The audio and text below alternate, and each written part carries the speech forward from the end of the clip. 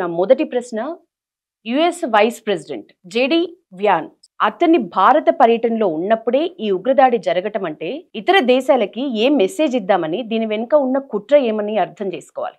ముందుగా పహల్గాంలో ఉగ్రవాదుల యొక్క తీవ్రవాదుల యొక్క ఘాతుకానికి బలైనటువంటి వారి కుటుంబాలకి ప్రగాఢ సానుభూతి తెలుపుతూ వారికి దేవుడు మనోధైర్యం ఇవ్వాలని చెప్పి ప్రార్థిస్తున్నా.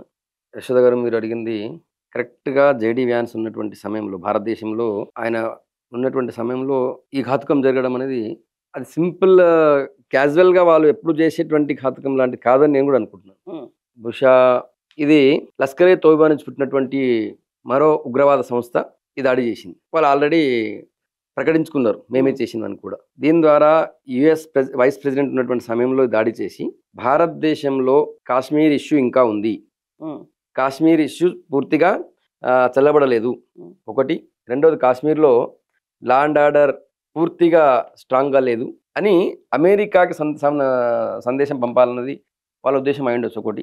రెండోది, అమెరికా కూడా ఇక్కడ ఏం జరుగుతున్న విషయంపైన వాళ్ళు దృష్టి పెట్టాలని. ఎందుకంటే ఈ మధ్య కాలంలో మీరు చూస్తున్నారు, గత ప్రభుత్వాలు ఉన్నప్పుడు అమెరికాతో ఉన్నటువంటి భారత సంబంధాలు ఎట్లుండేనో, నరేంద్ర మోడీ గారు ఉన్నప్పటి నుంచి ఈరోజు అమెరికాతో భారత సంబంధాలు ఎట్లున్నో మీకు తెలుసు. ఈరోజు ట్రంప్ గారు ప్రెసిడెంట్ అయిన తర్వాత భారత్ అమెరికా దౌత్య సంబంధాలు చాలా బలంగా అయినాయి. టారిఫ్ ఇష్యూలు ఉన్నప్పటికీ దాని ఇష్యూ కూడా సాల్వ్ చేసేటువంటి ప్రయత్నాలు జరుగుతుంది. జేడీ వ్యాన్స్ కూడా చాలా విషయాలు మాట్లాడి వెళ్ళారు. అది వేరే ఇంకో టాపిక్లో మాట్లాడదాం. కానీ ఎట్టి పరిస్థితుల్లో భారత్ అమెరికా బంధాన్ని బలపడకుండా చూడాలన్నది బహుశా పాకిస్తాన్ ఆలోచన కూడా అయ్యుండొచ్చు. అయినా కూడా దాన్ని భారతదేశం చిన్నగా తీసుకోదు. ఖచ్చితంగా తగిన మూల్యం పాకిస్తాన్ చెల్లించాల్సిందే, ఇందులో పాల్గొన్న వాళ్ళ చెల్లించాల్సిందే. దీని వెనుక ఎవరెవరు ఉన్నారో వాళ్ళందరూ కూడా వాళ్ళ మూల్యం చెల్లించుకోవాల్సిన పరిస్థితి ఉంటుంది.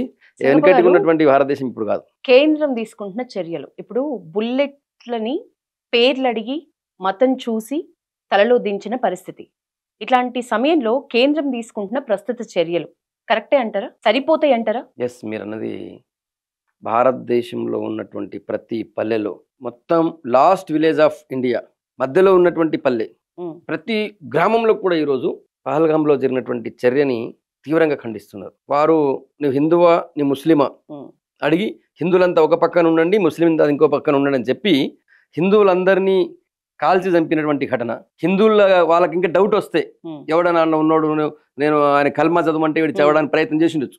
బహుశా ఎవరింటి పక్కన ముస్లిం ఇల్లు ఉండొచ్చు, లేకపోతే మసీదు ఉంటే ఆయన రోజు వినడం వల్ల కూడా కావచ్చు, ప్రయత్నం చేసి ఉండొచ్చు. అట్లాంటి వాళ్ళకి మరీ దుస్తులు ఇప్పి వీడు కాదని నిర్ధారించుకొని కాల్చినటువంటి దుశ్చర్య చూసినాం మనం. సో ఇవన్నీ చూసిన తర్వాత భారతదేశంలో ఉండే ప్రతి ఒక్కడి యొక్క ప్రతి భారతీయుడి యొక్క గుండె రగిలిపోతుంది, వాళ్ళ కడుపు మండిపోతుంది. వెంటనే చర్య తీసుకోవాలా, వెంటనే దాడి చేయాలి పాకిస్తాన్ పైన, యుద్ధం ప్రకటించండి, ప్రతీకారం తీసుకోండి అని చెప్పి ప్రతి వ్యక్తి కూడా కోరుకుంటున్నాడు.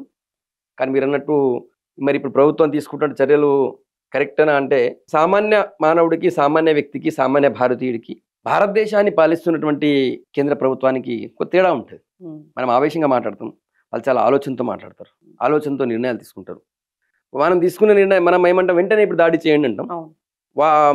పైన ఉన్నటువంటి ప్రధానమంత్రి నరేంద్ర మోడీ గారు కావచ్చు, రక్షణ మంత్రి గారు కావచ్చు, లేకపోతే కేంద్ర హోంశాఖ మంత్రి గారు కావచ్చు, వీళ్ళందరూ కూడా మళ్ళొకసారి భారత్పై ఇట్లాంటి దాడి చేయాలంటే పాకిస్తానే కావచ్చు, ఇంకెవరినే కావచ్చు, భయపడేలా ఒక నిర్ణయం, ఒక ప్రణాళిక చేయాలన్నటువంటిది పక్కా దీంతో ఉన్నారు. ఆ వ్యూహంలో భాగంగా మీకు తెలుసు, ఆ రోజు CCS, central cabinet committee on security, ఆ రోజు మీటింగ్ అయిన తర్వాత 6 తీవ్రమైనటువంటి నిర్ణయాలు తీసుకుంది. అందులో మీకు తెలుసు, సింధు జలాల ఒప్పందం ఉంది, సింధు జలాల ఒప్పందం గురించి మాట్లాడుతున్నారు. సింధు జలాల ఒప్పందం కావచ్చు, పాకిస్తాన్ వాళ్ళని ఇక్కడ ఉన్న వాళ్ళందరినీ అక్కడికి వెళ్ళిపోవాలని చెప్పడం కావచ్చు, ఇట్లాంటి అన్ని కఠినమైన నిర్ణయాలు తీసుకున్నారు. సో ఇది ఒక ప్రభావవంతమైనటువంటి తీవ్రమైనటువంటి ఒత్తిడి పాకిస్తాన్ మీద పెంచింది. మీరు ఈ 2 రోజుల నుంచి వాళ్ళు వేస్తున్నటువంటి కుప్పిగంతులు మీకు అర్థమై ఉంటుంది. మీరన్న ఈ దిద్దుబాటు చర్యల్లో భాగంగా, దిద్దుబాటు చర్య కాదు ఇది, దిద్దుబాటు చర్య కాదు, వాళ్ళని సఫకేషన్ చేయడం, వాళ్ళని మన పిడికిట్లో పెట్టి బంధించడం, ఒక పెద్ద మెడబట్టుకొని వస్తున్నాం. ఇది సార్, పెద్ద డ్యామేజ్ జరిగిన తర్వాత చేస్తున్న ఏ చర్యనైనా దిద్దుబాటు చర్య అనే అంటారు. డ్యామేజ్ జరగక ముందు చేసిన దాన్ని మీరు అన్నట్లు మీరు ఏదంటే నేను అది ఒప్పుకుంటా, కానీ డ్యామేజ్ జరిగిన తర్వాత ఇది డ్యామేజ్ అని, అది ఇప్పుడు తీవ్రవాదులు చేసినటువంటి చర్యకి మీరు డ్యామేజ్ అని ఎట్లా అంటారు? ఈ ప్రభుత్వం చేసినటువంటి తప్పిదం ఏదైనా ఉంటే మీరు డ్యామేజ్ అనొచ్చు. వాళ్ళు తీవ్రవాదులు, ఉగ్రవాదులు, వాళ్ళకు ఒక మానవత్వం ఉండదు. వాళ్ళ ఓకే అత్యంత సార్. క్రూరంగా వ్యవహరించిందని తప్పిదం డ్యామేజ్ గురించి అయినట్లు. ఇప్పుడు మీరు మాట్లాడినారు. రాహుల్ గాంధీ వ్యాఖ్యలు చూస్తే అంతర్జాతీయ దేశాల మద్దతు మనకు అవసరం, ఎందుకంటే సింధు జలాల్ని భారత్ సింధు జలాల ఒప్పందాన్ని రద్దు చేసుకుంది. ఈ నేపథ్యంలో అంతర్జాతీయ దేశాల మద్దతు మనకు అవసరం అని అంటున్నారు. సో ఆ స్థాయిలో ప్రపంచ దేశాల మద్దతు భారత్కి ఉందా? అసలు సింధు జలాల ఒప్పందాన్ని రద్దు చేసుకోవటం ఈ టైంలో వర్కౌట్ అయ్యే పనేనా? ఒక భారతీయురాలిగా, ఉమ్, ఒక సీనియర్ జర్నలిస్ట్, దాదాపు 20 ఏళ్ల సీనియర్ జర్నలిస్ట్గా నువ్వేమనుకుంటావు? పాకిస్తాన్ మీద మనం చర్య తీసుకోవాలనుకుంటున్నావా లేదా? ఉమ్. అనుకుంటున్నావా లేదా? నేనేమనుకుంటున్నా అనే దానికంటే సార్, నాతో పాటు చాలా మంది ఇండియన్స్ మీరు ఇందాక ఉపోద్ఘాతంలో చెప్పినట్లు ఈ చర్యలు సరిపోవు. ఎందుకంటే కుక్క తోకర వంకర అనే మెదడు మైండ్ సెట్ తో ఉన్న పాకిస్తాన్ కి ఈ మెతక వైఖరి, కేంద్ర ప్రభుత్వం అవలంబిస్తున్న మెతక వైఖరి, లేకపోతే మోదీ అవలంబిస్తున్న మెతక వైఖరి ఏదైతుందో ఎప్పుడూ సరిపోలేదు. ఇప్పుడు సరిపోలేదు, గతంలో చూస్తే సరిపోలేదు. దీనికి చావు దెబ్బ తీయాలంటే ఇంతకంటే పెద్ద పెద్ద నిర్ణయాలే ఉండాలి. సారీ యశోద, దేశానికి ప్రధానమంత్రిగా నరేంద్ర మోడీ గారు ఆ సీట్ మీద కూర్చున్న తర్వాత పాకిస్తాన్ పట్ల కేంద్ర ప్రభుత్వ వైఖరి, భారత ప్రభుత్వ వైఖరిని చూసి ఇప్పటికీ పాకిస్తాన్ వాళ్ళు సుసిపోసుకున్నటువంటి పరిస్థితి. మీరు నిన్న జరిగింది కావచ్చు, నేను కాదనలేదు. కానీ గతంలో మన సైనికులు బార్డర్ దగ్గర వాళ్ళకి దొరికితే తలలు నరికి మొండెం వదిలేసి తలలు తీసుకుపోయినటువంటి పరిస్థితి ఉంటుండే. మోడీ గారు వచ్చిన తర్వాత వాళ్ళ ఇళ్లలోకి చొరబడి సర్జికల్ స్ట్రైక్ చేసి వాళ్ళందరినీ చంపేసి తిరిగి వచ్చేసినాం. కాకపోతే ఆ విషయాన్ని పాకిస్తాన్ బయట చెప్పుకోలేక, కక్కలేక మింగలేక అని సచ్చింది. ప్రపంచ దేశాల ముందు మామే దాడి చేసిరని చెప్పి గగ్గోలు పెట్టింది పాకిస్తాన్. కానీ మన భారతదేశంలో ఉన్నటువంటి కొన్ని రాజకీయ పార్టీలు, కొంతమంది ముఖ్యమంత్రులు, ముఖ్యంగా మన గత ముఖ్యమంత్రిగా ఉన్నటువంటి వ్యక్తి కూడా మీరు ఏదో సర్జికల్ స్ట్రైక్ చేసినామని చెప్పి గొప్పగా చెప్పుకున్నారు, వాళ్ళ గడ్డే కాలలేదు అన్నాడు. ఆ గడ్డి కాలిందా లేకపోతే వాళ్ళ ఇల్లు కాలిందా అనేది పాకిస్తాన్ ప్రధానమంత్రికి, పాకిస్తాన్ ప్రభుత్వానికి తెలుసు. వాళ్ళు ప్రపంచ దేశాల ముందు ఎంత గగ్గోలు పెట్టారు కూడా వాళ్ళకు కూడా తెలుసు, ప్రపంచానికి తెలుసు. కానీ వెనకట్లాంటి ప్రభుత్వం కాదు ఇది. సైనికుల్ని చంపేసి తలలు తిప్పుకోకపోతే ఊరుకునే గతంలో ఊరుకున్నారు గత ప్రభుత్వాలు. ఈ రోజు మన దగ్గర దాడి జరిగిన మరుక్షణం వెంటనే పోయి వాళ్ళ ఇండ్లలో పోయి సర్జికల్ స్ట్రైక్ చేసినటువంటి దేశం భారతదేశం. ఈ రోజు మీరు చెప్తున్నారు కదా ఇది మెతక వైఖరి అనేది. మెతక వైఖరి అయింటే పాకిస్తాన్ గత 4 రోజుల నుంచి, ఆ దాడి జరిగిన రోజు నుంచి ఎప్పుడన్నా మీరు 22 ఏళ్ల జర్నలిస్ట్గా మీరు పాకిస్తాన్ ఒక దాడి జరిగిన తర్వాత వాళ్ళు సెలబ్రేట్ చేసుకొని ఎంజాయ్ చేసి డ్యాన్సులు చేస్తూ ఉండేవాళ్ళు. అట్లున్నారా ఇప్పుడు పాకిస్తాన్?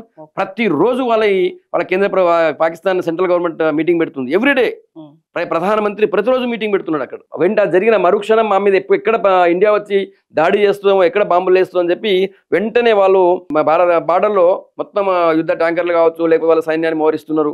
మీరు చూస్తున్నారు. ప్రతిరోజు వాళ్ళకి ఏం చేయాలో అర్థం కాని పరిస్థితులు ఉన్నారు. మొదటిది. రెండోది, ప్రపంచ దేశాల యొక్క మద్దతు అన్నారు. ఇట్లాంటి ఘటనలు గతంలో చాలా కోకొల్లలు జరిగినాయి. వేలు జరిగినాయి. వందలు కాదు, వేలు జరిగినాయి.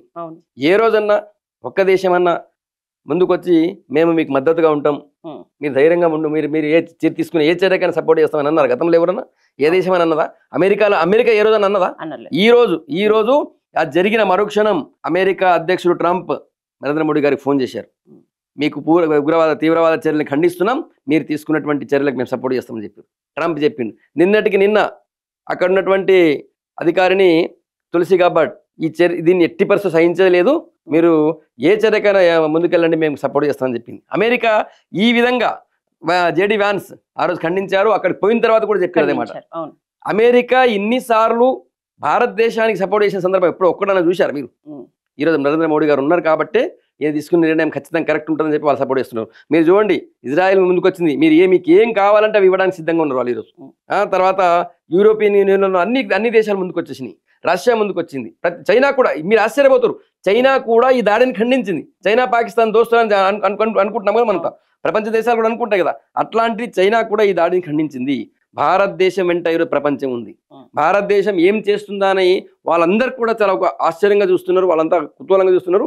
మీరన్నట్టు భారతీయులందరూ కూడా ఎదురు చూసే స్థాయిలో పాకిస్తాన్ పైన చర్య ఉంటుంది. పాకిస్తాన్ పైన తీసుకుపోయే ఆ దెబ్బకి అది 100% కోలుకోదు. కాకపోతే కామన్ మ్యాన్ లాగా వెంటనే ఈరోజు వాళ్ళు చేసిరు కాబట్టి నెక్స్ట్ 2 ట్యాంకర్లతోని 2 బాంబులు వేసుడు, లేకపోతే 2 జెట్ ఫైటర్లతోని 2 బాంబులు వేసుడు ఉంటుంది.